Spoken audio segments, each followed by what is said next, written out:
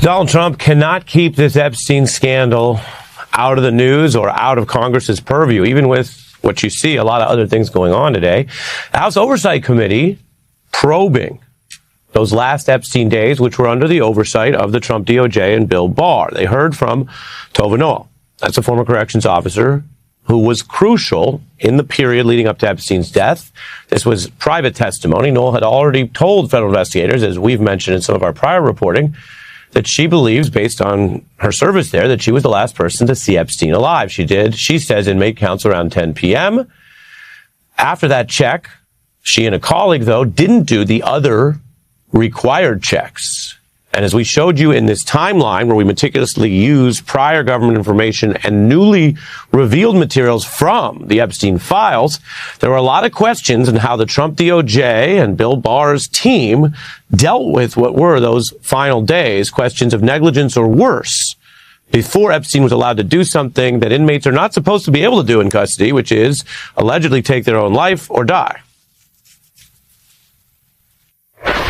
In another protocol violation, they failed to do required overnight checks. The inmate counts every 30 minutes, which was part of the protection and the whole point of having him in this special unit. Instead, he's alone and unmonitored for 8 hours. This new law famously forced out the secret internal documents from the same probe, showing other views within the FBI about the last person near Epstein's cell. And that night, a blurry orange figure appears. The original FBI log calls it that flash of orange could possibly be an inmate. And note that careful description, because then the DOJ review of the same footage changes it to write, quote, inmates are currently on lockdown. It's possible someone is carrying inmate linen up the stairs. Was that a good faith mistake or a malicious cover-up? DOJ indicted the guards on duty that night for lying about the inmate checks that never happened. That's a big deal. It added pressure, though, for those guards to cooperate in the probe, and the DOJ later dropped those same charges. That's some of what we've been detailing. Congresswoman Stansbury, who was attending this high-stakes interview today, does describe Noel as forthcoming, saying they focused on the details of the night, some of which I touched on there, and those questions, and also discussing the loss of her job. My takeaway is two things. One, the system once again failed survivors. It was clear incompetence and just a lack of oversight. She does feel like her termination was unfair, and that had it not been Jeffrey Epstein, she would not have been fired. She didn't do her job, but it seemed like people weren't doing their job generally at the MCC. We're now joined by Democratic Congresswoman Melanie Stansbury on that critical House Oversight Committee. Welcome back. What do you think Congress learned today that's important in a series of events that we and other outlets have documented showed incompetence, failures, if not worse, from the then Trump DOJ overseeing that prison? Well, I certainly agree with my colleague from Virginia, which is that the system over and over again has failed survivors. And, you know, this was the first time that we've heard from Ms. Noel about her firsthand account of what happened that night. She herself stated in that interview that she does believe that it was a suicide, but she did say that there were irregularities, not just that evening, but in general, that there was understaffing, that she and her colleagues had been working long hours and doubles, that they had not done the normal checks. But my takeaway from the interview was not that it was unusual per Epstein. In fact, I asked her that question. Was there anything weird about that night or unusual about how the situation was handled? And she said no, but it's clear that the system was not well managed, and that she feels, in her opinion, that she was terminated and indicated that it was unfair. Had it been any other inmate, the way the system was being managed, that she would not have been fired.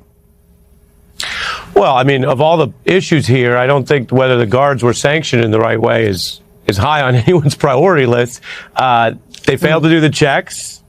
The night they failed to do the checks, he's found dead. There were, as you know, allegations of the shredded documents that have now been proven. She may or may not have had visibility on that, but again, that goes to what was going on inside the prison. There were these payments. I wanted to ask you about this. that apparently you and your colleagues asked about financial payments she got in these increments before the Epstein death. She said that was from working overtime. Did that all scan to you?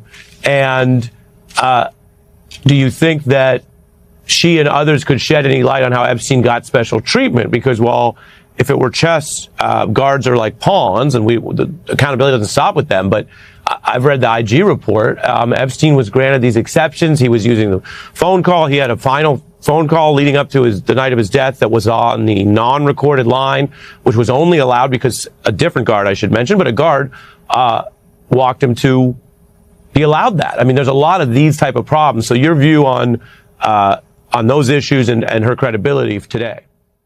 Donald Trump will do whatever it takes to stop us from talking about the Epstein files. The man will start a war. He'll start a war on Republican members of Congress, and he will shut down the body entirely to make sure that no new evidence can be shown of the fact that he is a pedo, and he defended one for decades. And that is what we are seeing right now with a new piece of evidence that is being uncovered as Donald Trump works to shut down the Congress. And he has been pretty effective in doing so. Not only because he has Mike Johnson's balls in a little desk and he's just given up his power entirely, but also because members of Congress really don't want to do their jobs, except Democrats who do and are, like Maxwell Frost, who called out the fact that Donald Trump has effectively taken away all of the oversight committee's power because he wants to stop them from talking about Epstein. It's not the only way that Donald Trump has shut down Congress, but it's where I want to start before we get to new, shocking evidence that was just uncovered. Thank you so much, Mr. Chairman, and thank you so much to our friends for being here today. First, I do have to acknowledge something that, I do object to the way this is being held. You're right, Mr. Chairman, we have some great knowledge here. Unfortunately, the four of you are not really witnesses because this is not a congressional hearing, and what you say will not be put into the congressional record, and this is not governed by any kind of rules or anything like that. And I have to bring it up, and not to pin this on the chairman, I think there's a bigger thing going on here relating to an investigation looking into Jeffrey Epstein and my colleagues not wanting us to be able to put forth motions. And that's why we're in a roundtable and you're not really congressional witnesses today on a very important subject that I do think needs to be put into the congressional record governed by the rules of this body.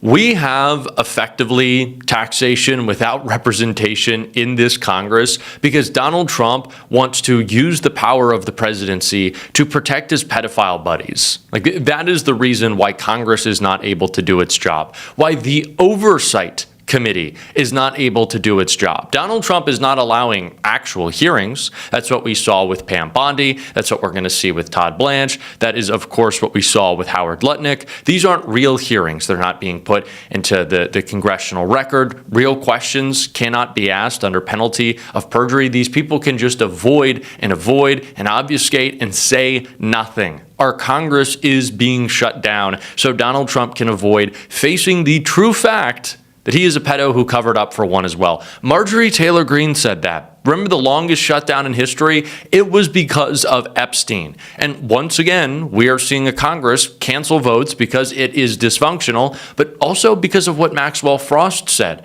Donald Trump doesn't want Congress to be doing its job. And today and tomorrow, it won't be. Jake Sherman of Punchbowl News reports House cancels Monday, Tuesday votes. First votes are now on Wednesday. So there are no votes today on Monday and none tomorrow on Tuesday as well. This is the Republican Congress at its finest. These people just don't want to do their jobs. They don't think they should be made to do their jobs. They don't like doing their jobs. They don't. They think this is all a joke, that it is all a gimmick. And honestly, that is the way that they have treated the Epstein files. Now, Republicans will pretend that they had a hand in this bipartisan effort to release the files, but it was only a handful of Republicans. It wasn't all of them. They have so gamified something that they have run on. They think it's a joke at this point. They think it's fun. They think the Epstein files are still a conspiracy that they can mock and make light of without actually having to recognize the pain. On Thursday, one of the most powerful officials overseeing immigration enforcement in the United States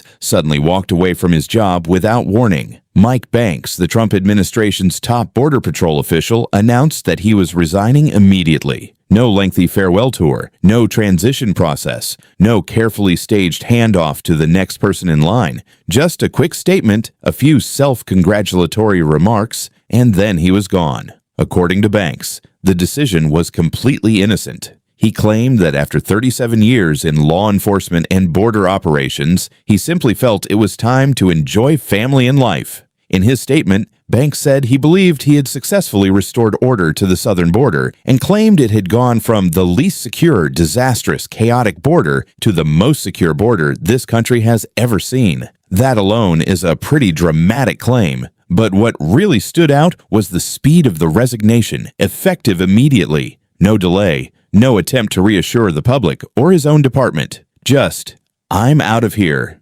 And when high-ranking officials suddenly vanish without notice, especially in politically sensitive administrations, people naturally start asking why. Well, it turns out there may be a very good reason why Mike Banks wanted to disappear quickly, because only weeks before his resignation, serious allegations surfaced involving Banks and what multiple Homeland Security sources described as repeated participation in sex tourism overseas. According to reporting from the Washington Examiner, several current and former officials claimed that Banks openly bragged about traveling to foreign countries and paying for sex with prostitutes, specifically in places like Colombia and Thailand. One source reportedly said, "I don't know how he became chief of the Border Patrol with his character. He's going to third world countries to take advantage of poor women, which disgusts the hell out of me." Another official reportedly pointed out the obvious contradiction between Banks's alleged behavior and the mission of Homeland Security itself. A major responsibility of Border Patrol and DHS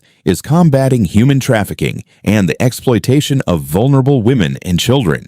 That's one of the agency's central public justifications for expanding surveillance powers, increasing enforcement operations, and demanding larger budgets every single year. Yet, according to these allegations, one of the agency's top officials may have been participating in industries deeply connected to trafficking and exploitation himself. And that's the part people cannot ignore. Because when conservatives talk about prostitution overseas, they often try to frame it as some harmless personal activity between consenting adults. But the reality in many of these countries is far darker. In places where poverty is extreme and organized crime controls large portions of the sex trade, trafficking becomes nearly impossible to separate from prostitution itself. Many women are coerced, manipulated, indebted, threatened, or outright forced into those situations. Some are underage. Some have their passports confiscated. Some are trapped by criminal networks with no way out. So when a wealthy American official travels abroad specifically seeking out prostitution in vulnerable countries, there are unavoidable moral and legal questions attached to that behavior. And according to these DHS sources, Banks wasn't discreet about it either. The allegations say he bragged about these encounters to colleagues. Think about how disturbing that is for a moment. Imagine working in an agency where your mission supposedly includes stopping traffickers and protecting vulnerable women, only to hear one of your own bosses casually boasting about participating in exploitative sex markets overseas. That would destroy morale inside any serious law enforcement agency. Now, to be clear, Banks has denied wrongdoing publicly, and allegations alone are not criminal convictions. That distinction matters. But the timing of this resignation is impossible to overlook. These accusations become public, pressure begins mounting, embarrassing headlines start spreading, and suddenly, the man decides it's time to retire immediately and spend time with family. People are not stupid. They can connect the dots. And honestly, this follows a pattern that has existed around Donald Trump and his inner circle for years now. The administration constantly marketed itself as the party of morality, patriotism, law and order, and family values. They wrapped themselves in the language of protecting women and children. They accused political opponents of corruption and moral decay. But over and over again, the people inside Trump's orbit ended up caught in scandals involving abuse, fraud, sexual misconduct, corruption, or ethical violations.